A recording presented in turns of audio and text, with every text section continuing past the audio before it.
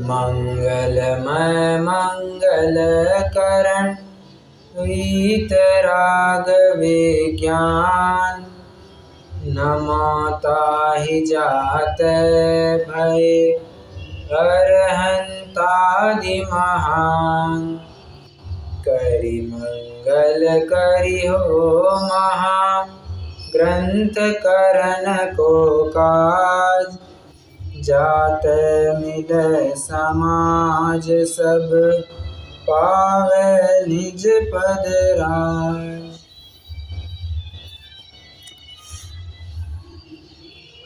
दहन रावण का नहीं, अपने अंदर में छिपे राग द्वेष रूपी कर्मों का करना है। कर्म ईंधन का दहन करना है। रावण का दहन करके हमें क्या। भले ही आज दशहरा का पर्व है, मुझे लोक में इसे दशहरा मनाया जाता है, किंतु इसके पीछे कई सारी बातें हैं जिसके बारे में आज हो सकता है मैं कक्षा के अंत में चर्चा करूं। किंतु बस आपको एक बात आपके दिमाग में आपके लिए एक फूड फॉर थॉट देकर के छोड़ देता हूं। रावण दहन करना योग्य नहीं है। बस मैं इतना एक स्टेटमेंट करके अभी छोड़ दे रहा हूं। क्यों, कैसे, क्या कारण है, इस सब की चर्चा हम करेंगे कक्षा के अंत में, ठीक है। पर एक बात तो है कि दहन रावण का नहीं, अपने अंदर के कर्म के ईंधन का करना है, जिससे हम मंगलमय मंगलकरण वीतराग विज्ञानता, मतलब वीतराग विज्ञानता को हम प्रकट कर पाए। इसी के लिए कर्मों का अभाव करना बहुत आवश्यक है, उसके लिए पुरुषार्थ करना बहुत आवश्यक है। तो पुरुषार्थ तो करना है, पुरुषार्थ हमें ही करना है। कोई आकर के हमें हाथ पकड़ पकड़ करके आगे लेकर के जाएगा, ऐसा संभव नहीं है। राह जरूर दिखा सकते हैं, काम तो हमें अपना ही करना है। एक उदाहरण देता हूं मैं। घने जंगल में से एक पिता और पुत्र गुजर रहे थे। बेटा बहुत ही छोटा था, मान के चलिए 4-5 साल का, 5-6 साल का लड़का था। और रास्ते से गुजरते गुजरते लड़का फिसल करके कुएं में गिर गया। इत्तेफाक से वो कुएं में ज़्यादा पानी नहीं था और घुटनों तक ही पानी आ रहा था। तो पिताजी ने देखा, ओह बेटा तो गिर गया, और बेटा भी एकदम चिल्ला रहा है, बचाओ बचाओ पापा मुझे बचाओ, पापा मुझे बचाओ। अब पिताजी क्या करेंगे। पिताजी ने यहाँ वहाँ देखा, एक बेल गिरी हुई थी, उस बेल को फेंका और कहा इसको पकड़ करके तुम ऊपर आ जाओ। बेटा जिद लगाए रखा है, पापा जी आप नीचे उतरो, मुझे लेकर के आओ। पिताजी कह रहे, ले बेटा मैंने तुझे रस्सी फेंकी है, तू रस्सी को पकड़ और आ जा। पापा आप नीचे आओ, आप नीचे आओ। नहीं बेटा मैंने तुम्हारे पास एक रस्सी फेंकी, उसके आधार से तुम ऊपर आ जाओ। एक बात ध्यान रखना, पिताजी नीचे उतरने से रहे। क्यों, अगर पिताजी भी नीचे उतर गए तो उन दोनों को बाहर कौन निकालेगा। और घनघोर अटवी है, यहाँ पर कोई खूंखार पशुओं के अलावा कोई मिलेगा नहीं, तो पिताजी का बाहर रहना जरूरी है। अगर वे भी उसी कुएं में गिर गए तो फिर वहीं पर हमेशा हमेशा के लिए बने रहना पड़ेगा। तो पिताजी कहते हैं, ले मैंने तेरे पास रस्सी डाली है, तो रस्सी को पकड़ और ऊपर चढ़ जा। अगर लड़का यही जिद पकड़े बैठे कि नहीं आप आओ मुझे पकड़ करके ले करके जाओ, तब तो फिर बच्चा वहीं पे बना रहेगा, वो बाहर कभी नहीं निकल पाएगा। अनंत भगवान भी ऐसे ही है। वे कहते हैं, बेटा मैं तेरे साथ संसार में तो आ नहीं सकता हूँ। भले ही वे संसार में ही है, परंतु उनका मुक्त होना अभी अवश्य भावी है, तो मोक्ष में जाने ही वाले हैं। तो अनंत सिद्ध भगवान अभी एक फिलहाल ये समझे मुक्त हो गए, ठीक है। तो उन्होंने रास्ता दिखा दिया है, रास्ता दिखा दिया है हमें बस उसके ऊपर चलना है। हम ये नहीं कह सकते आप आओ और हम आपके साथ साथ चलेंगे, नहीं नहीं नहीं नहीं, मैं इस रास्ते से चला हूं ना, तुम भी इसी रास्ते से आगे आ जाओ। कैसा रास्ता है वो, वीतराग विज्ञानता का। हमने किसी व्यक्ति का आश्रय नहीं लिया था, हमने तो गुणों का ही आश्रय लिया था। समझ में आ रहा है। तो अनंत सिद्ध भगवान भी हमें यही उपदेश दे रहे हैं कि गुणों का आश्रय लो। कौन से गुणों का? जिसके आधार से अरहंत आदि महान, बराबर, क्या कहा था वो, मंगलमय मंगलकरण वीतराग विज्ञान नमो ताहि जाते भये अरहंत आदि महान, जिसके आश्रय से अरहंत आदि महान हुए। तो अगर तुम्हें भी इस अवस्था को प्राप्त करना है तो तुम्हें हमारा आश्रय नहीं लेना होगा। हमने जिस गुणों का आश्रय लिया है, वितरागता और विज्ञानता, तुम्हें भी उसी का आश्रय लेना होगा। राग द्वेष का अभाव करना होगा, सम्यक ज्ञान प्रकट करना होगा, सम्यक श्रद्धान प्रकट करना होगा, तभी जाकर के तुम भी इस अवस्था को प्राप्त कर पाओगे। किंतु हो क्या रहा है, हम उस मार्ग पर इतने पुरुषार्थ से आगे नहीं बढ़ पा रहे हैं, पूरा टाइम अपने आत्मानुभव में नहीं लग पा रहे हैं। तो क्या करें? देखो, एक बात है, वीतराग विज्ञानता की आराधना करनी है। क्या कहा? आराधना तो हमें वितराग विज्ञानता की ही करनी है और उसी के माध्यम से हम शिव सुख को प्राप्त कर पाएंगे। किंतु पूरा काल हमारे पुरुषार्थ की कमी की वजह से हम वितराग विज्ञानता की आराधना नहीं कर पा रहे हैं। तो क्या करना? जिन्होंने वितराग विज्ञानता की आराधना की है, उसको प्राप्त किया है, हम उनकी आराधना करें। फिर से हमें तो वितराग विज्ञानता की आराधना करनी है, परंतु पूरा काल उतना पुरुषार्थ नहीं हो पा रहा है। तो क्या करें? जिन्होंने वितराग विज्ञानता को प्राप्त किया है उनकी आराधना करो। किसके लिए? उनके जैसा बनने के लिए, उन गुणों की प्राप्ति के लिए। ठीक है, एक बात ध्यान रखना, मतलब आपको पढ़ते पढ़ते थोड़ी सी एक बात अखर सकती है मंगलाचरण में। मैं वैसे थोड़ा सा रिकैप ही करवा रहा हूँ, जो अपन ने 2-3 कक्षाओं में पढ़ा हुआ है, थोड़ा सा रिवाइज करवा रहा हूँ मैं। मंगलाचरण में आपको एक बात थोड़ी सी अखर सकती है, वहाँ पर पहले वितराग विज्ञानता को नमस्कार किया और बाद में अनंत आदि को नमस्कार किया। फिर देखिए ना, मंगलमय मंगलकरण वितराग विज्ञान, पहले वितराग विज्ञानता लिखा है और बाद में अरहंत आदि महान, दूसरी पंक्ति में अरहंत आदि महान लिखा। तो इससे अरहंत आदि की वैल्यू कम हो गई क्या? नहीं, वैल्यू कम नहीं हुई है।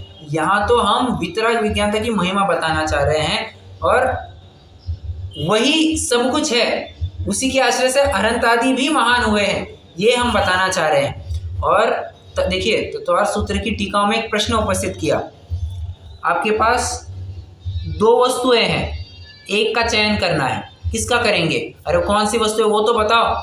धर्म और धर्मी। क्या कहा? धर्म का चयन करना है और धर्मी का चयन करना है। उत्तर क्या मिला होगा? तुम्हारा प्रश्न ही गलत है। क्यों? क्योंकि धर्म और धर्मी ये अलग अलग वस्तुएं थोड़ी ना है। न धर्मो धार्मी के बिना, धर्मी के बिना धर्म रह ही नहीं सकता है। तो तुम्हारे प्रश्न ही गलत है कि चयन किस में से करे, वो दोनों अलग अलग है ही नहीं, वो तो एक ही वस्तु है, बराबर। रत्नाकर श्रावाचार्य का भी मैंने आपको एक अभी पद कोट करके दिखाया, न धर्मो धार्मी के बिना। मतलब कहने का तात्पर्य ये है, आप वितराग विज्ञानता की आराधना करो या वितराग विज्ञानता को जिन्होंने प्राप्त किया है उनकी आराधना करो, एक प्रकार से वही बात होती है। ठीक है, परंतु हमें तो अपने सुख के लिए वितराग विज्ञानता की आराधना करनी होगी। क्यों? क्योंकि जब हम अनंत आदि के पास जाएंगे, वे हमें क्या उपदेश देंगे? वितराग विज्ञानता की आराधना करो। ठीक है, यही बात है।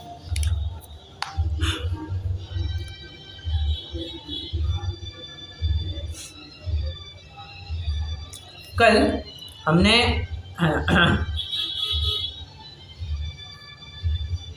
एक मिनट है जरा, हाँ, कल अपन ने एक छोटा सा प्रकरण देखा था जहां पर नमोकार मंत्र प्राकृत में दिया था, संस्कृत में दिया था, हिंदी में भी लिखा था, बराबर। प्राकृत, संस्कृत, हिंदी, इसके 3 कारण बताए थे मैंने। क्यों? ऐसे 3 अलग अलग भाषाओं में क्या दिया। एक चौथा कारण मैं अपनी तरफ से बताता हूँ। ठीक है, मतलब जितना मैंने पढ़ा सुना समझा है उसके आधार से बताता हूँ। चौथा कारण ये है, पंडित जी साहब कहना चाहते हैं तुम भाषा में मत अटको, प्राकृत हो, संस्कृत हो, हिंदी हो, क्या फ़र्क पड़ता है, तुम्हें तो भाव से मतलब होना चाहिए, उनके स्वरूप से मतलब होना चाहिए, बराबर।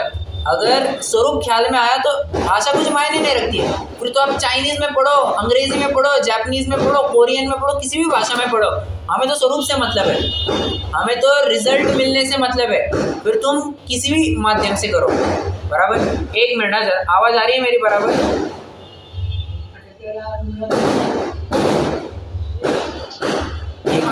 ओके। क्या है, आजू बाजू में पटाखे बहुत चल रहे हैं।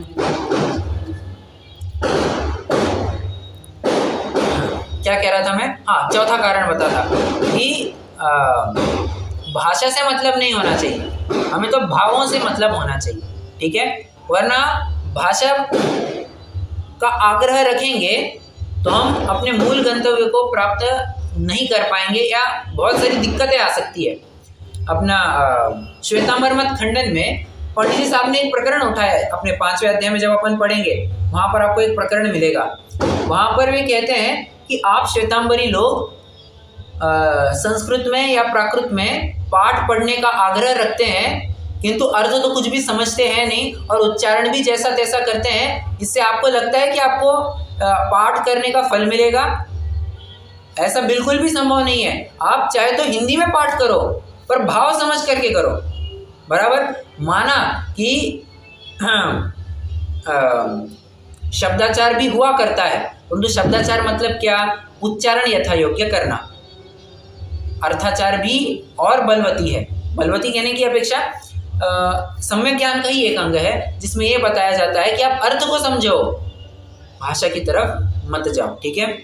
अगर भाषा क्या कहना चाहिए, भाषा का आग्रह होता तब तो फिर समोशरण में कितनी 18 महाभाषाएं और 700 लघु भाषाएं, इसमें दिव्य ध्वनि कन्वर्ट होकर के क्यों खिराई जाती थी? आप मेरे कहने का मतलब समझ रहे हैं? जब तीर्थंकर का समोशरण लगता है तब वहाँ पर मगध जाति के देव भगवान की जो दिव्य ध्वनि है उसको 18 महाभाषाएं और 700 लघु भाषाओं में कन्वर्ट करते हैं, और जिसको जिस भाषा में अनुकूल हो उस भाषा में उसको दिव्य ध्वनि खिरने मतलब सुनाई देती है, समझ में आती। दिव्य ध्वनि है निरक्षरी, उसको अक्षरात्मक कौन करते हैं? ये मगध जाति के देव एक प्रकार से ट्रांसलेटर, वहाँ पर ट्रांसलेटर की भूमिका निभाते हैं, वो कन्वर्ट कर देते हैं, जिसको जो भाषा में सहूलियत हो, अनुकूल हो, उस भाषा में उसको समझ में आता है, ठीक है। तो 4 कारण बताए हैं मैंने। आज हमें आगे बढ़ना है, आज हमें अपने मूल विषय को प्रारंभ करना है, पंच परमेष्टि का स्वरूप। मैंने एक लगभग 15 मिनट भूमिका के लिए दिया था, अब हमें अनंतों के स्वरूप से प्रारंभ करना है, ठीक है। वैसे पूछना चाहता हूँ कितने जन वो होमवर्क करके आए हैं? होमवर्क क्या था पहले ये बताइए, और होमवर्क कितने जनों ने किया ये भी बताइए। 2 सवाल है मेरे।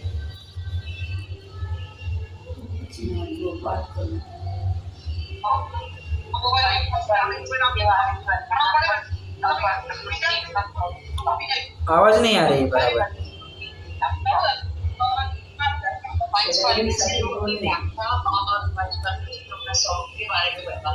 बराबर। बराबर आपको पढ़ करके आना था, ठीक है। बताना तो वैसे नहीं था, बट आपको पढ़ करके आने को कहा था।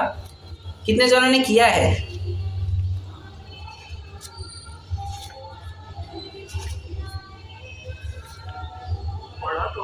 Okay, good. बाकी क्या? अच्छा, आपने अच्छा, ओके, आपने तो वैसे ही पढ़ लिया, कोई दिक्कत नहीं, मतलब पढ़ा है, यही मुझे पूछना था। चलिए,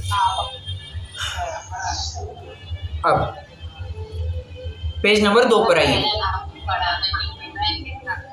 क्या?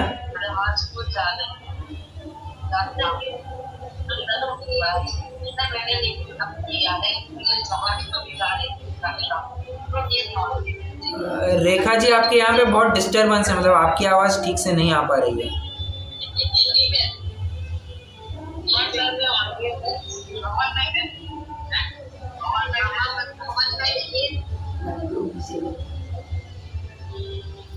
ठीक है, कोई बात नहीं। पेज नंबर 2 पर आ जाइए। अब हम थोड़ा पढ़ना चालू करते हैं। एक एक पंक्ति का विचार किया जाएगा, एक एक पद का विचार किया जाएगा, और मैं चाहूँगा इसकी प्रॉपर डिटेल्ड नोट्स बन जाए, ठीक है, और एकदम मार्मिक नोट्स बनेगी आपके लिए भी, एक फाइन नोट्स बन जाएगी। अरहंतों का स्वरूप, ठीक है। वहाँ प्रथम अरहंतों के स्वरूप का विचार करते हैं। एक डिस्क्लेमर देना चाहूँगा, प्रकरण चालू करने से पहले एक डिस्क्लेमर देना चाहूँगा। यहाँ पर जो अरहंतों का स्वरूप बताया गया है वह विशेष रूप से, फिर से कह रहा हूँ, विशेष रूप से तीर्थंकरों को ध्यान में रखते हुए कहा है, ठीक है। वैसे तो प्रत्येक अरहंत का स्वरूप होता है, वैसे जी यहाँ पर लिखा है वो प्रत्येक अरहंत का स्वरूप होता है, किंतु तीर्थंकरों को ध्यान में रखते हुए विशेष बातें यहाँ पर लिखी गई हैं। तो एक छोटा सा डिस्क्लेमर है, कैसे कब ये मैं आपको थोड़ी देर बाद, मतलब जैसा अपना प्रकरण चलेगा वैसे आपको बताऊंगा, ठीक है। हो सकता है आप हमें इस प्रकरण को पूरा करने में 2 दिन लग जाए, 3 दिन लग जाए, 4 दिन लग जाए, कोई दिक्कत नहीं है। हमें आराम से आहिस्ते आहिस्ते प्रकरण पूरा करना है, ठीक है, समझना है। पूरा प्रकरण पूरा भी नहीं करना है, प्रकरण समझना है। अरहंतों का स्वरूप, वहाँ प्रथम अरहंतों के स्वरूप का विचार करते हैं। क्या कह रहे हैं? अरहंतों के स्वरूप का, एक मिनट जरा, विचार करते हैं। नीचे जरा आइए, सिद्धों के स्वरूप में। सिद्धों के स्वरूप में क्या लिखा है? अब सिद्धों का स्वरूप ध्याते हैं। 2 बातें आपको समझ में आ रही है? अरहंतों का स्वरूप विचारते हैं, सिद्धों का स्वरूप ध्याते हैं। अरहंतों के स्वरूप को विचारते हैं या अरहंतों के स्वरूप का विचार करते हैं। विचार क्यों करने को कहा होगा? एक बहुत ही प्राइम रीजन या मुख्य कारण यह है कि अरहंत भी हमारे समान ही मनुष्य है, मनुष्य गति के ही जीव है, बराबर। उनके भी परम औदारिक शरीर है, वे भी संसारी ही है अभी, ठीक है। हमारे जैसे उनके 2 हाथ है, 2 पैर है, आंखें हैं, तब जैसे शरीर की रचना हमारी पाई जाती है, मनुष्यवत ही उनकी शरीर की रचना है, कोई अमानुष्यवत तो शरीर की रचना है नहीं। तो ये कारण है, हमारे जैसे ही चलते बोलते हैं, हमारे जैसी उनकी आकार की रचना है। और देखो, ये बस एक आदर्श अवस्था नहीं है। दूसरा कारण, सिद्धों का स्वरूप ध्याने को कह रहे हैं, अरहंतों का स्वरूप विचारने को कह रहे हैं। ऐसा क्यों? क्योंकि अरहंत अवस्था यह भी एक, बोलो, पड़ाव है। क्या कहा मैंने? अरहंत अवस्था यह भी एक पड़ाव है, और पड़ाव कभी भी, बताइए, मैं हर बार कहता हूँ, पड़ाव कभी भी अंतिम गंतव्य तो नहीं हुआ करता है। फाइनल डेस्टिनेशन, क्या कहना चाहिए, a halt is never a final destination. अब तुम्हें हमेशा के लिए यहाँ नहीं रुकना है, और भी आगे बढ़ना है। पुणे से दिल्ली जाना है तो क्या करें? बीच में क्या कहते हैं, सूरत आ सकता है, इंदौर आ सकता है, जिस रास्ते से जा रहे हैं वो बीच में एक जंक्शन आएगा, बराबर। परंतु गंतव्य तो दिल्ली है। सूरत, इंदौर, भोपाल ये कोई गंतव्य नहीं है, ठीक है। तो इसलिए अरहंतों के स्वरूप का बस विचार करना है आपको, ठीक है। और सिद्धों का स्वरूप आपको ध्याना क्यों है? क्योंकि उस आदर्श तो अवस्था वही है, इसलिए आपने भक्ति भी पढ़ी होगी, बताइए। भक्ति में भी आदर्श किसको बताया गया है?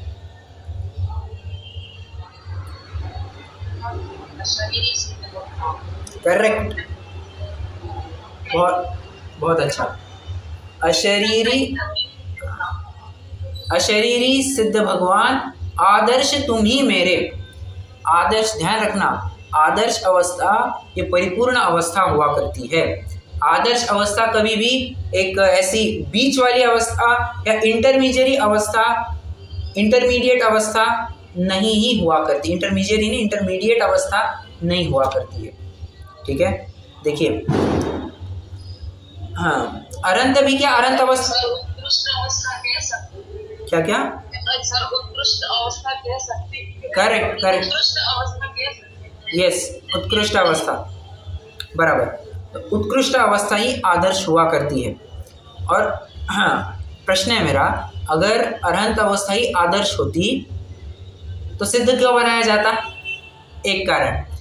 और आदर्श है तो अरहंत, अरहंत ही क्यों बने रहना नहीं चाहते हैं, मतलब वहाँ तो उनकी कोई इच्छा है नहीं वैसे, बस अब मैं अपनी तरफ से बात कह रहा हूँ। अरहंत तो फिर अरहंत ही बने रहना चाहिए था ना, बराबर।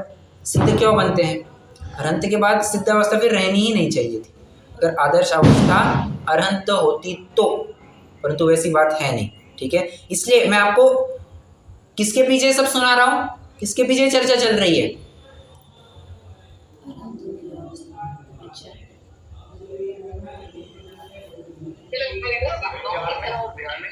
करेक्ट करेक्ट, विचारना और ध्याना। अरहंतों के स्वरूप को का विचार करते हैं और सिद्धों के स्वरूप को ध्याते हैं, ठीक है। इसके पीछे मैंने आपको ये पूरा बाइफर्केशन करवाया, क्या कहना चाहिए, ये सब अर्थ बताया, मीनिंग बताया। अब विचार करना है तो किस प्रकार करना है, तो कहते हैं सुनो। इसके लिए भी मैं आपको एक 5-10 मिनट कुछ एक उदाहरण दूंगा, थोड़ा सा भूमिका जमाऊंगा और फिर अपन परिभाषा पढ़ते हैं। देखिए, किसी ने प्रश्न पूछा अरहंत होते कौन है, अरहंत कहते किसे हैं, ठीक है। तो इन जनरल हम उत्तर क्या देते हैं, अगर कोई हमें पूछे अरहंत कौन होते हैं, हम क्या उत्तर देते हैं। मुझे एक सीधा सरल उत्तर चाहिए। मैं आपको ग्रंथ में क्या लिखा है, मतलब टेक्निकल परिभाषा अभी नहीं पूछ रहा हूं, अपफ्रंट हम क्या जवाब देते हैं। या सबसे ओके, कौन से शत्रु, कर्म रूपी शत्रुओं का नाश किया है, ठीक है। और क्या उत्तर देते हैं,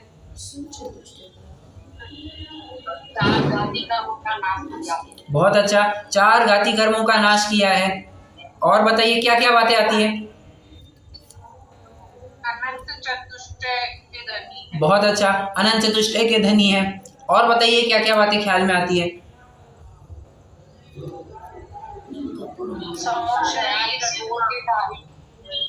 क्या क्या, 46 गुण के धारी, करेक्ट करेक्ट, 46 गुणों के धारी। समोशरण की रचना होती है, ठीक है, समोशरण की रचना होती है, ये उपचार की बात आ जाएगी, ध्वनि कीर्ति, ये सब उपचार की बातें साइड में साथ में आ जाएगी। वैसे अरहंतों का उपदेश होना जरूरी नहीं, मैं अरहंतों की बात कर रहा हूँ, ठीक है। आप उपदेश आदि, समोशरण आदि जो बात कर रहे हैं वो तीर्थंकर की अपेक्षा बात कर रहे हैं, मैं सामान्य अरहंत की अपेक्षा बात कर रहा हूँ। वैसे वही बात, मैं सामान्य अरहंत की अपेक्षा बात कर रहा हूँ ना। हाँ, वैसे ये जरूर कहा जाता है कि हितोपदेशीपना आता जरूर है, क्या, हाँ, गुणस्थान के हिसाब से कहते हैं, बहुत अच्छा, जो 13वें 14वें गुणस्थान वर्ती है, बहुत अच्छा बहुत अच्छा। देखिए नए नए आयाम मिलते जा रहे हैं, क्या कहा, 12वां गुणस्थान नहीं आएगा, 13वां गुणस्थान आएगा। हाँ, 12वां तो नहीं आएगा, 13वां और 14वां, ठीक है। तो 13वां और 14वें गुणस्थान वर्ती है, वे अरहंत है।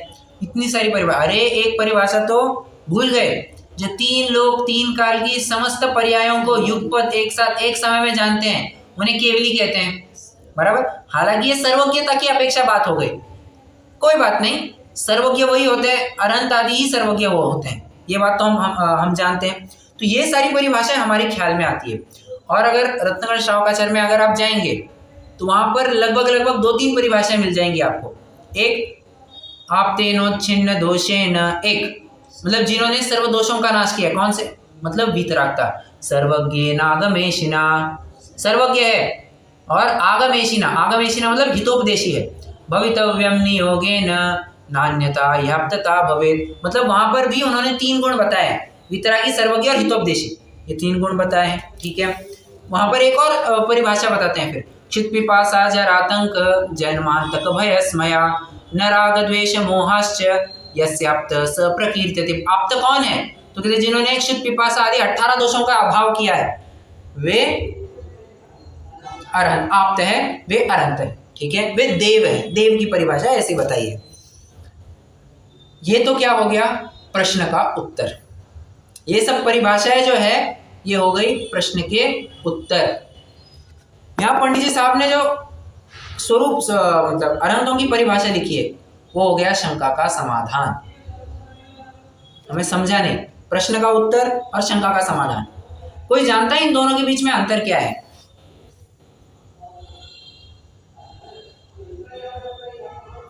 प्रश्न का उत्तर और शंका का समाधान, इनमें क्या अंतर है? ऊपरी तौर पर तो समान ही लगता है, या फर्क क्या है इन दोनों में?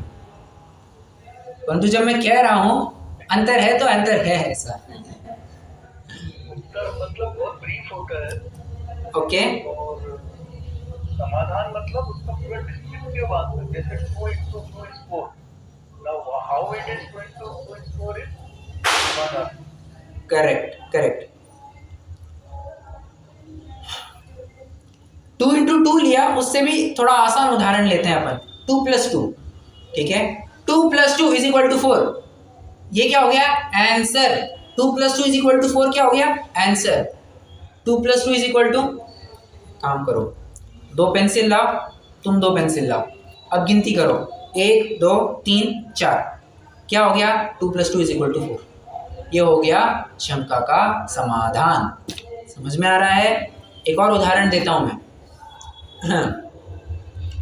हमें कुछ फल सब्जी खरीदी करनी है। क्या किसी ने पूछा हमें फल सब्जी खरीदी करनी है? एक काम कीजिए, यहाँ से आप थोड़े से आगे चले जाइए, राइट ले लीजिए, तुरंत आपको सब्जी मार्केट लग जाएगा, फल मार्केट आपको मिल जाएगा, ठीक है। ये क्या हो गया? प्रश्न का उत्तर।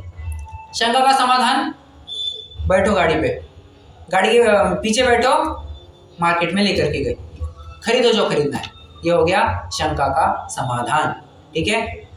प्रश्न का उत्तर क्या कहना चाहिए, बहुत थ्योरेटिकल होता है, एक्सट्रीमली थ्योरेटिकल, किंतु जो शंका का समाधान होता है वो प्रैक्टिकल होता है, और एक प्रकार से आप देखेंगे वो स्वयं के ऊपर इम्प्लीमेंट किया जाता है, स्वयं उसको प्रैक्टिकली करते हुए देखते हैं, उसे कहते हैं शंका का समाधान। जानते हैं ये टर्मिनोलॉजीज कहाँ पर प्रयोग की गई है? अगर आप सत्य की खोज पढ़ेंगे तो वहाँ पर स्पेसिफिकली ये 2 टर्मिनोलॉजीज का प्रयोग किया गया है। वहाँ पर जो मुख्य पात्र है विवेक, वो शास्त्र स्वाध्याय कराता होता है। उस समय किसी ने प्रश्न पूछा कि आत्मानुभूति की आप रोज जो बातें करते हैं, मैं जो अभी शब्द कह रहा हूँ लगभग वही शब्द आपको वहाँ पर मिलेंगे। जिस आत्मानुभूति की आप रोज चर्चा करते हैं, बात करते हैं, क्या वह आत्मानुभव आपको हुआ है या उसकी प्रक्रिया क्या है? तो कहते हैं आत्मानुभव हुआ है नहीं हुआ है, तुम स्वयं में जब स्थिर हो जाओगे तब तुम आत्मानुभव कर पाओगे, सर्व विकल्पों से दूर हो जाओगे, आत्मानुभूति हो जाएगी।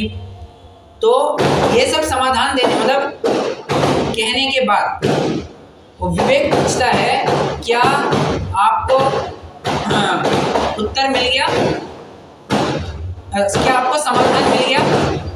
1 मिनट, हाँ सर 1 मिनट।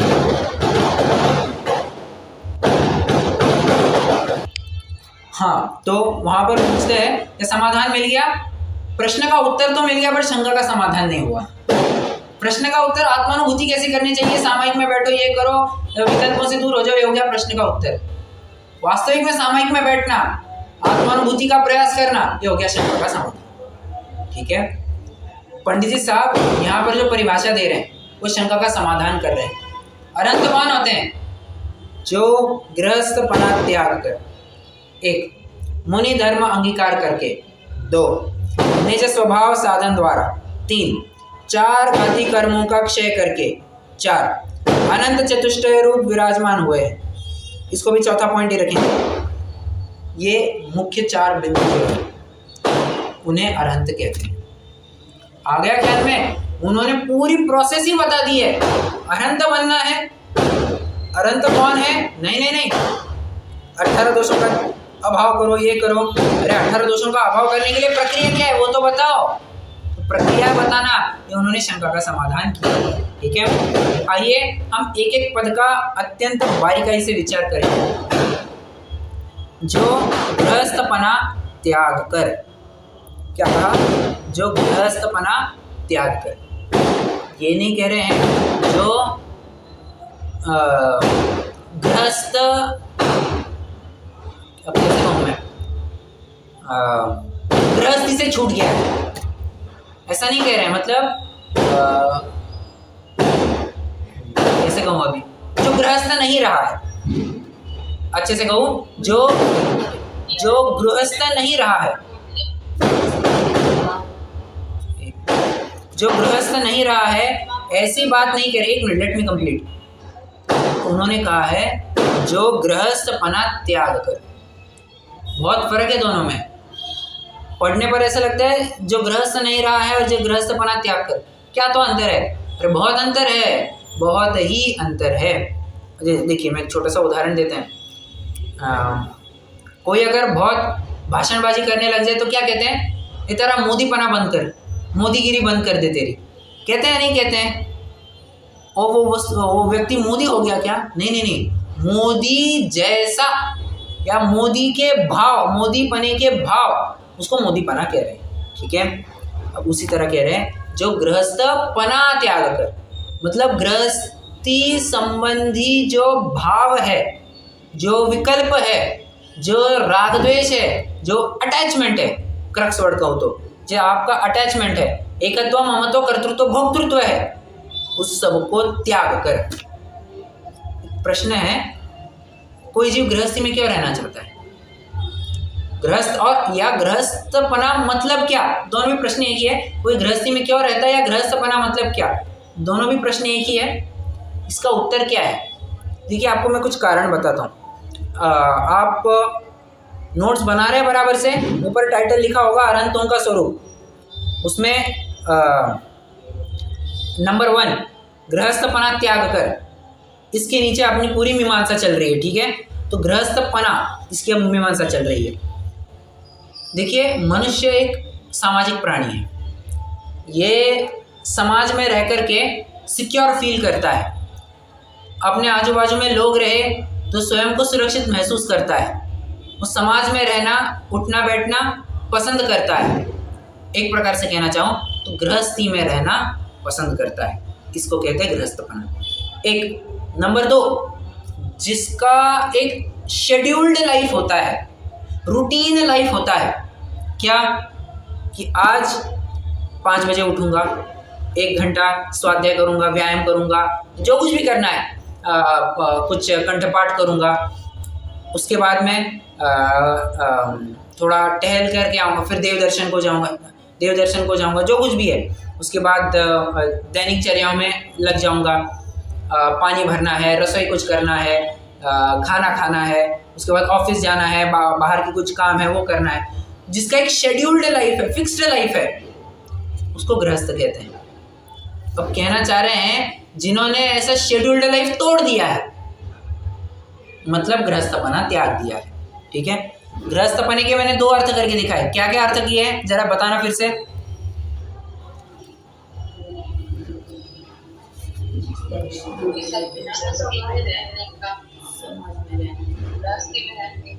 सबके साथ मनुष्य सामाजिक प्राणी, सबके साथ रहना होगा। ओके, और दूसरा है जो इन लाइफ में किसी है के सामने कुछ लाइफ शेड्यूल बना हो और उस शेड्यूल की तरह ही जीना। बराबर, ये हो गया गृहस्थपना। ठीक है, गृहस्थपने की बात है। और भी कुछ काम है, और भी कुछ कारण है जिसकी वजह से गृहस्थपना कहा जा रहा है। देखिए अपने अंदर के जो मोह राग द्वेष रूपी विकार है, उनकी वजह से हो क्या रहा है, कई सारी जिम्मेदारियां हमारे पास दिखाई दे रही है, और जिम्मेदारियों का निर्वाह करना है तो समाज में रहना पड़ेगा, अपने माता पिता की जिम्मेदारी है, घर में रहना पड़ेगा, तो इन जिम्मेदारियों का निर्वाह करना ये गृहस्थपना हो गया। मतलब तीसरा पॉइंट क्या लिखेंगे आप? जिम्मेदारियों का निर्वाह, जिम्मेदारियों का निर्वहन, इसको गृहस्थपना कहा जा रहा है। किसकी वजह से? मोह राग द्वेष के कारण। ठीक है, चौथा कारण, मुनि बनने के पुरुषार्थ की कमी, और उसकी वजह से व्यक्ति की जो अवस्था हो रही है उसे गृहस्थपना कह रहे हैं। ठीक है।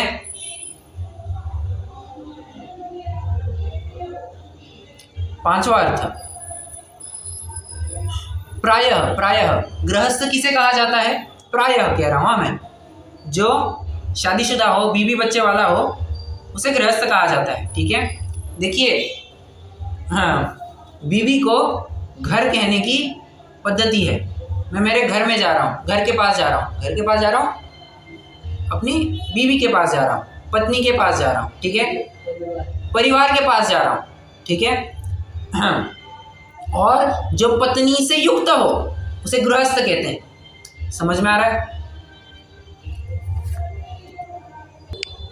तो क्या कह रहा था मैं? जो पत्नी से युक्त हो उसे गृहस्थ कहते हैं। पांचवा अर्थ हो गया।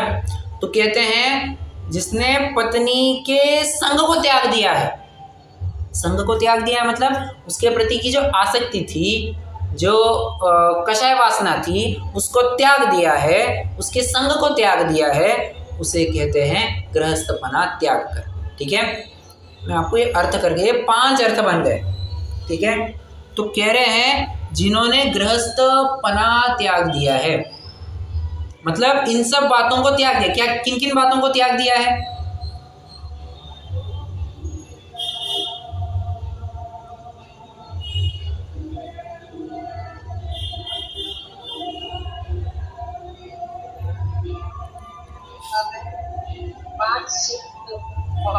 बताए सर आपको। ओके, गृहस्थी में रहना, सबके साथ रहना छोड़ दिया है, उसकी रूटीन लाइफ जो थी ओके, वो छोड़ दिया। दूसरा पॉइंट में पूरा देश की जो विकार है, जो जिम्मेदारियों का जो निर्वाह उसमें होता है, वो एक त्याग किया है। ओके, चौथा पॉइंट है जो मुनि बनने का जो पुरुषार्थ है, वो कम है, मुनि बनने का पुरुषार्थ नहीं करा। और 5वां है प्रायः करके बताया आपने, इसमें शादीशुदा परिवार वो सब में से वो उसका जो एक तो मामा का है भाई, वो भी थोड़ा उसको दुरुस्त करने का क्या। करेक्ट, बहुत अच्छा, बहुत अच्छा। तो वैसे करने को तो कई सारे अर्थ हैं, परंतु आप जितने अर्थ करेंगे ना, आपको इन्हीं 5 अर्थ से जुड़े हुए मिलेंगे। ठीक है, आप नया भी अगर कुछ अर्थ करते हैं तो इसी के अनुसार आपको मिल जाएंगे। ठीक है, और भी एक छोटा मोटा अर्थ अगर आप करना चाहो तो पुण्य पाप के उदय से जब संयोग प्राप्त होते हैं उसके प्रति समभाव नहीं होना, ये गृहस्थपना है। देखिए मुनिराज होते कौन है? समसत्तु बंधु अग्गो समसुह दुखम पसंसनिंद समो समलोट कंचनो पुण जीवित मरणे समो समणो। श्रवण कौन होते हैं? आपको एक शब्द मिल रहा होगा, समसुह दुखम, जो सुख दुख में, जो पुण्य पाप के उदय में समभाव रखते हैं, वे श्रवण है। अब कह रहे हैं जो इस प्रकार का समभाव नहीं रख पाता है, वो कौन होगा? अवश्य वो गृहस्थ होगा। ठीक है, जो घर में रहता है सो गृहस्थ। गृह मतलब घर, स्थ मतलब उसमें स्थित या उसके साथ जो पाया जाता है उसे गृहस्थ कहते हैं। ठीक है, इन सब, अब छठवां अर्थ क्या बताया मैंने? पुण्य पाप के उदय में जो संयोग प्राप्त होते हैं उसमें समभाव नहीं हो पाता था। अब वो जो उस प्रकार के पुरुषार्थ की कमी थी, अब उसको त्याग दिया है। मतलब अब बराबरी से समभाव होता है, चाहे आकर के कोई तारीफ करे, कोई निंदा करे, हमें हमारे सामने लाखों करोड़ों की संपत्ति ला करके रख दे, या हमारा जो धन हो उसको भी हरण करके ले जाए, कुछ भी फर्क नहीं पड़ता है, कुछ भी रत्ती पाई फर्क नहीं पड़ता है। यह हो गया समभाव। तो इस समभाव को अंगीकार करते हैं, गृहस्थपना त्याग कर। एक दूसरा, मुनि धर्म अंगीकार करके। सिर्फ गृहस्थपना त्यागना जरूरी है क्या? गृहस्थपना तो शादीशुदा भी त्यागा हुआ देखा जा सकता है। मतलब अरे हाँ, अब देखिए ना, जो 7वीं प्रतिमाधारी है, 8वीं प्रतिमाधारी है, 9वीं प्रतिमाधारी है, लेकिन उनकी भी बात थोड़ी सी स्थूल हो गई। शादीशुदा की भी वैसी बात नहीं है, पर गृहस्थपना ये तो एक प्रकार से देखा जाए तो इलेक्शन लकी भी पाया जाता है। क्यों? इलेक्शन लग रहते कहाँ है? आरी का है, शिल्ली का है, रहती कहाँ है?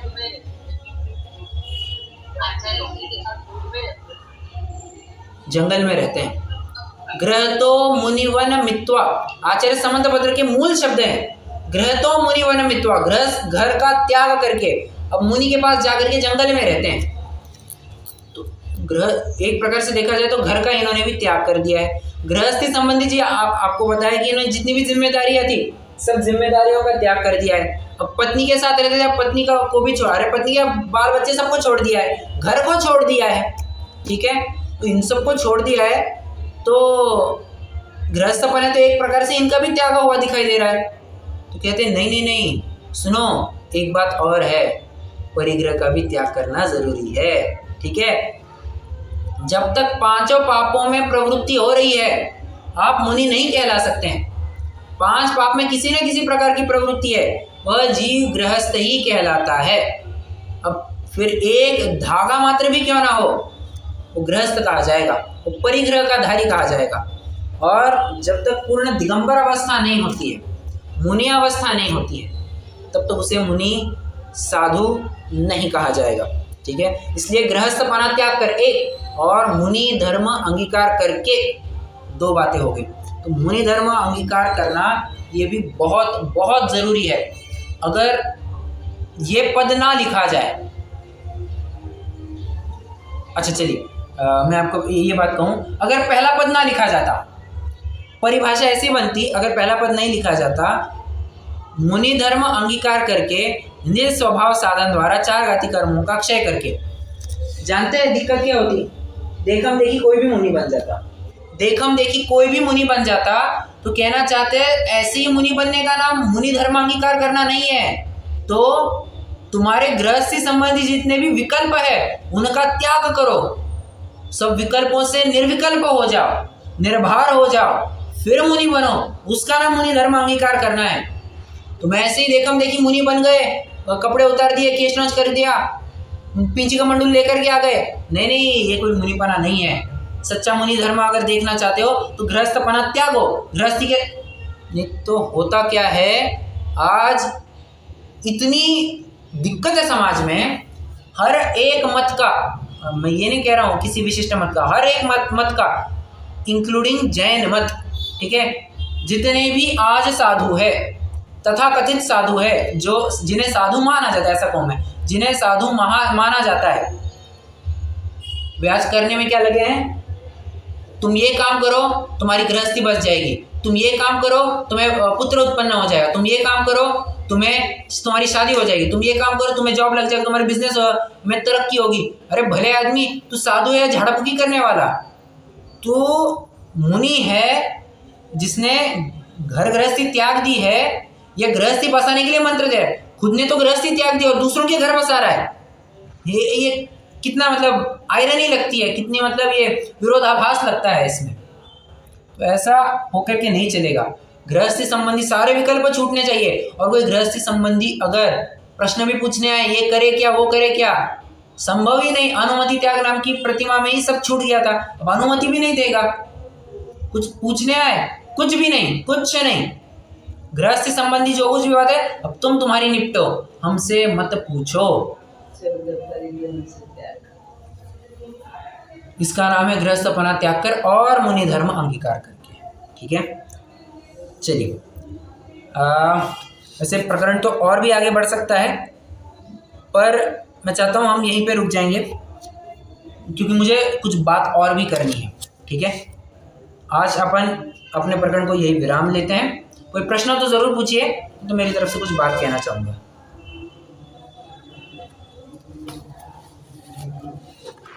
भैया जी वो जो जाते मिले समाज में आपने क्या बताया समाज का और पता है? देखिए जाते मिले समाज, सब एक अर्थ तो ये बनता है, अच्छा प्रश्न है।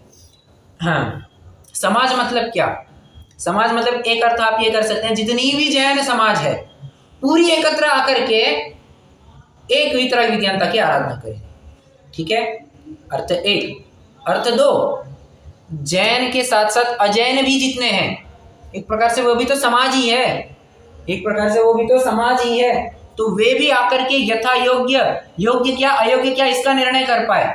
जाते हैं मिले समाज सब, हम सबको एक प्लेटफॉर्म पर लाना चाहते हैं। जैन हो, अजैन हो, हिंदू हो, मुसलमान हो, ईसाई हो, कोई भी हो, सिख हो, बुद्ध हो, हम सबको एक प्लेटफॉर्म पर लाना चाहते हैं। और सही कौन गलत कौन इसका निर्णय वहां पर किया जाएगा। तो ये ग्रंथ आपको सही कौन गलत कौन इसका दूध का दूध पानी का पानी करने में मदद करेगा। जाते हैं मिले समाज से।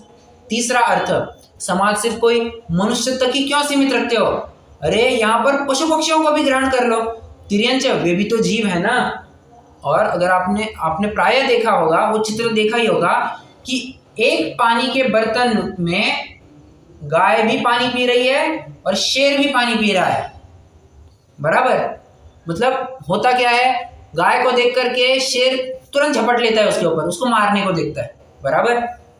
परंतु वैसा नहीं है गाय और शेर एक दूसरों के सामने एक ही पात्र में पानी पी रहे हैं। ये कहाँ पर संभव है, ये वहीं पर संभव है जहाँ पर वीतराग विज्ञानता की चर्चा चलती हो। जहाँ पर वीतराग विज्ञानता की चर्चा नहीं चलती हो, वहां पर ये आपको चित्र या दृश्य देखना संभव ही नहीं है। समो शरण में नेवला और सांप बाजू बाजू में बैठे हैं, अरे क्या हो गया, जन्मजात दुश्मनी वैर सबको भुला करके सिटिंग एक पार्टनर बन करके आजू बाजू में बैठ रहे हैं। शेर और हिरणी आजू बाजू में बैठे हैं समो शरण में। कहने का तात्पर्य ये है कि जिस उपदेश के आधार से सबके उदय की बात है, जाते हैं मिले समाज सब पूरे समाज का कल्याण होगा। सिर्फ जैन समाज ही नहीं, जैन समाज के साथ मतलब मैंने 3 अर्थ करके दिखाया। एक, पूरी जैन समाज एकत्रित आ जाए। 2, जैन समाज के साथ साथ अन्य जितने भी मत वाले वे भी साथ में आ जाए। और 3, जितने भी संगी जीव है जो धर्म का लाभ ले सकते हैं वे सभी एक साथ आ जाए और धर्म का लाभ लेवे। ये भी एक अर्थ बनता है, जाते मिले समाज सब। एक और, अच्छा ठीक है, उदाहरण ही के रूप में मैंने आपको अभी तिर्यंचों का भी उदाहरण दिया था ना, उसी में एक और उदाहरण भी आप जोड़ सकते हैं। क्या, अहो सिंहिनी गोवत्सों को स्तनपान कराती। मतलब क्या है, आपने वो भक्ति सुनी है, जंगल में मुनिराज आओ मंगल स्वरूप को ध्यावे, बैठ समीप संत चरणों में पशु भी बैर भुलावे। आगे, आओ सिंहिनी गोवत्सों को स्तनपान कराती। इसका अर्थ क्या है मुझे बताना जरा। मतलब शेर भी जो है गाय की बराबर, शेरनी भी ये नहीं देख रही है कि मैं अपने बच्चों को दूध पिला रही हूँ या गाय के बच्चे मतलब अरे दुश्मन के बच्चों को दूध पिला रही हूँ, कुछ भी नहीं देख रही है, कुछ भी नहीं देख रही है। क्यों, जाते हैं मिले समाज सब। वीतराग विज्ञानता के आश्रय में सभी जन अपना वैर विरोध भुला करके एक वीतरागता और विज्ञानता की आराधना करते हैं। ठीक है, ये अर्थ बनता है जाते मिले समाज सब।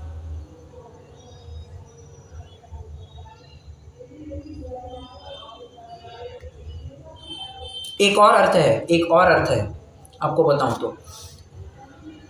अब प्रत्येक अध्याय का जो अपना इस मोक्षमाया प्रकाशक में 9 अधिकार जो लिखे हैं, उस प्रत्येक अधिकार का आप स्वरूप विचार कीजिए। क्या क्या है। पहला अधिकार है आपका, पहला अधिकार है पीठ बंध प्ररूपण, ये तो ठीक है, जहाँ पर सामान्य चर्चा की गई है। दूसरा अधिकार संसार अवस्था का स्वरूप, मतलब जितने भी जीव संसारी है वे क्यों दुखी है, उनका आपको एनालिसिस करने को मिलेगा। नंबर 3, तीसरा अधिकार क्या है, संसार दुख तथा मोक्ष सुख का निरूपण, दुख का अभाव कैसे करे, सुख की प्राप्ति कैसे करे, इसका स्वरूप बताया जाएगा। जाते मिले समाज सब। 4, मिथ्या दर्शन ज्ञान चारित्र। देखिए समाज मतलब होता है समूह, समाज का एक अर्थ समूह भी होता है। तो मिथ्या दर्शन ज्ञान चारित्र का निरूपण, मतलब चौथे अधिकार में आप देखेंगे तो अग्रहित मिथ्यात्व का निरूपण किया गया है। ठीक है, तो अग्रहित मिथ्यात्व का जो समूह है उसकी चर्चा कर रहे हैं। पांचवा अधिकार विविध मत परीक्षा, जिसकी तो चर्चा अपन कर ही चुके हैं, जिसका बाद अब प्रकरण अपन ने ले लिया। छठवां अध्याय कुदेव, कुगुरु और कुधर्म का प्रतिषेध। यहाँ पर भी आपको क्या कहा जा रहा है, इन सबको जो मानते हैं उनका वे क्यों गलत है, इसको बताया जा रहा है। इस प्रकार से हम देख पाते हैं कि अलग अलग प्रकार की जितनी भी भ्रांतियां है, दुख उत्पन्न करने के कारण है, उनके लिए सॉल्यूशन क्या है, ये सॉल्यूशन बताया गया है। तो अनेक अनेक प्रकार के प्रश्नों का उत्तर देने के कारण जाते मिले समाज से।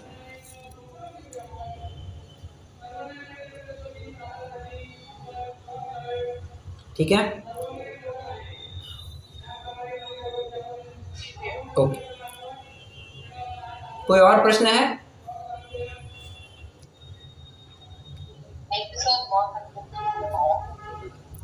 क्या क्या?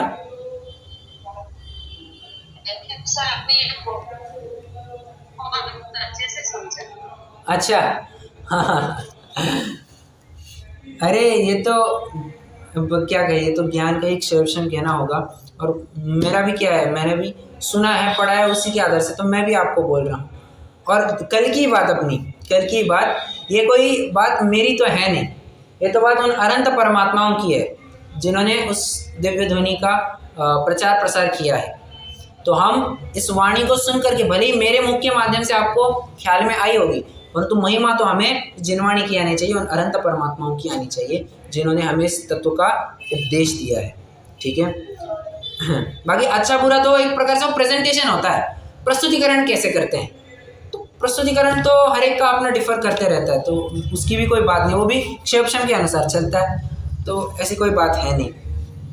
ठीक है, हाँ, मैंने आपको सभी को एक प्रश्न पूछा था, मतलब एक स्टेटमेंट कहा था, प्रश्न ही पूछ लिया था समझो।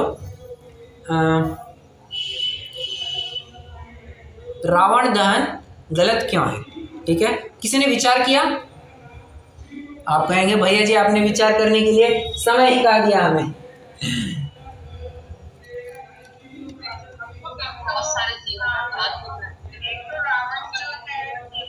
एक minute, one at a time. Shashi ji पहले आप बताइए। रावण जो है वो तीर्थंकर बनेंगे तो वैसे ही बहुत गलत है। ओके, और दूसरे एक मिनट, सभी को एक एक कारण कहने दीजिए। एक मिनट, सभी जने के कारण बताए तो सभी इन्वॉल्व रहेंगे। एक कारण आ गया अपने पास, आप चाहे तो ना इसका आप लाइन खींच करके आप कहीं और नोट कर सकते हैं या वही कंटिन्यू कर सकते हैं, आपकी मर्जी, बट ये आपके लिए एक आइडियल कंटेंट हो जाएगा। तो हाँ, रावण दहन गलत क्यों है? पहला कारण, रावण ये आगामी होने वाले तीर्थंकर है। भले आदमी जो होने वाला तीर्थंकर है, अगर उसकी प्रतिमा जलाई जाए या उसकी मूर्तियां बना करके जलाई जाए, ये कितनी घोर विराधना लगती है, बराबर। एक दूसरा कारण आपके मन में क्या आ रहा है? बहुत सारे जीवों का घात होता है। पॉइंट नंबर 2, बहुत सारे जीवों का घात होता है। बहुत अच्छा, रावण विद्वान के बहुत बड़े पंडित थे। करेक्ट। रावण ये बहुत बड़े विद्वान थे, बहुत बड़े ज्ञानी। अरे सम्यक दृष्टि, पहली बात तो सम्यक दृष्टि थे। सबसे पहली बात, सम्यक तो लेकर के जन्म लिया था, ऐसा नहीं सम्यक तो बाद में प्रकट किया था, नहीं, सम्यक तो लेकर के, सम्यक तो सहित उन्होंने जन्म लिया था। और शलाका पुरुष थे, गहरी हस्ती नहीं थी, शलाका पुरुष थे, 3 खंड के अधिपति थे।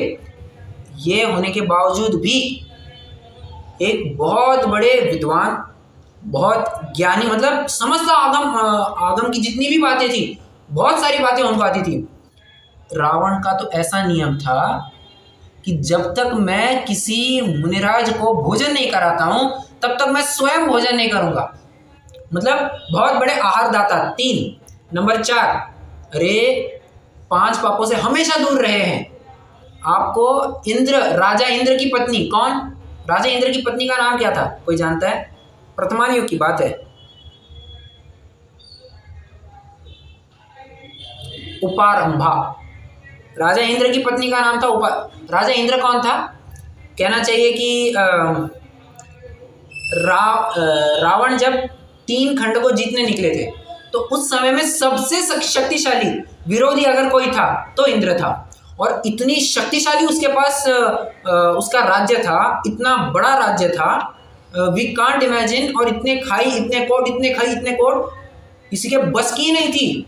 कोई उस बिना विद्या के उस खाई कोट को पार कर जाए सेना सहित, संभव ही नहीं था किसी के लिए। इतनी सुरक्षित नगरी उसने बनाई थी।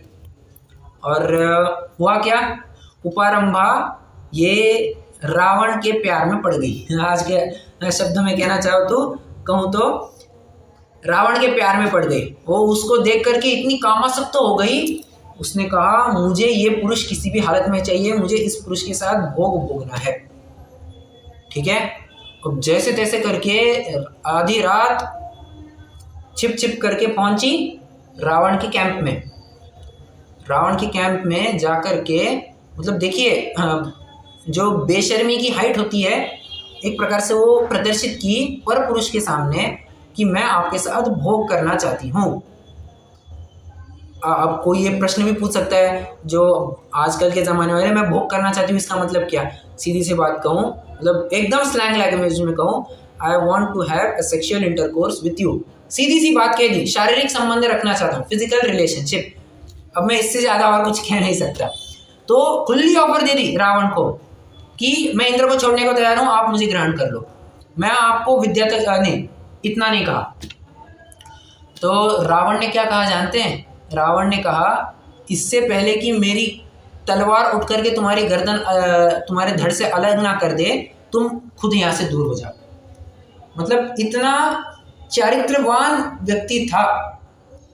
अब हुआ क्या, बस परिणामों को कुछ ठिकाना होता है नहीं, इसलिए योग्यता भी वैसी थी और निमित्त भी वैसा ही था। सीता सामने दिखी तो एक गलत काम वहां पर दिख गया, वरना रावण के समान भक्त कोई नहीं था, रावण के समान ज्ञानी कोई नहीं था, दानशूर कोई नहीं था। इतनी बड़ी बातें, मतलब बहुत ही महान व्यक्ति रहा है, इसलिए। और ऐसे ज्ञानी व्यक्ति को हम उसके पुत का पुतला बना करके जलाए, ये एक प्रकार से ज्ञानी की नहीं, ज्ञान की विराधना है। और एक प्रकार से गए, एक ज्ञानी की विराधना नहीं, जितने भी समस्त ज्ञानी हैं उनकी विराधना है, जिन्होंने भी रावण की सराहना की है। जानते हैं जब लक्ष्मण ने रावण को पराजित किया, जैन धर्म में तो यही मान्यता है ना कि नारायण प्रति नारायण को मारता है, तो लक्ष्मण ने जब रावण का वध किया तो सब होने के बाद जानते हैं राम ने क्या कहा? ऐसा मेरे पढ़ने में आया है, रावण एक सच में बहुत ही उत्तम और उत्कृष्ट व्यक्ति रहा है। He was a deity of his clan, मतलब अपनी कुल परंपरा का एक अद्भुत रत्न रहा है वो। किंतु उसकी एक जिद की वजह से, उसकी एक गलती की वजह से उसको ये नतीजा देखना पड़ रहा है। अन्यथा वो बहुत ही नेक, ईमानदार और बहुत ही सुंदर व्यक्ति रहा है। अरे हम जिस रावण के नाम से थूकते हैं, मतलब जिस रावण को हम लोक में जिसे कहा जाता है कि यार तू कहा जाता है कि रावण राक्षस था, राक्षस नहीं था, सर्वांग सुंदर था। एक नंबर 2, हम कहते हैं कि सीता के साथ अन्याय किया। क्या अन्याय किया? माना कि उसको छीना झपटी से उसका अपहरण करके ले गया, किंतु जानते हैं अपहरण भी कैसे किया? उसको विद्या के माध्यम से अपने विमान में लेकर के बैठाया गया। जब तक मतलब सीता उसके पास, अरे छोड़ो, जब से उसने सीता को देखा है तब से उसने सीता को एक बार छुआ तक नहीं था। इसकी इतनी तो उसकी अपार पवित्रता थी। क्यों? उसका नियम था, जब तक कोई स्त्री पराई स्त्री मुझे स्वयं से ना चाहेगी तब तक मैं उसका ग्रहण नहीं करूँगा, उसको मैं भोगूंगा नहीं। और वो अपने नियम पर कटिबद्ध रहा था। समझ में आ रहा है? तो ऐसे व्यक्ति को, मतलब ऐसे गुणी व्यक्ति का अनादर है ये रावण दहन करना। और एक कारण है, 3 कारण अपने सामने आ गए हैं। और क्या कारण हो सकता है?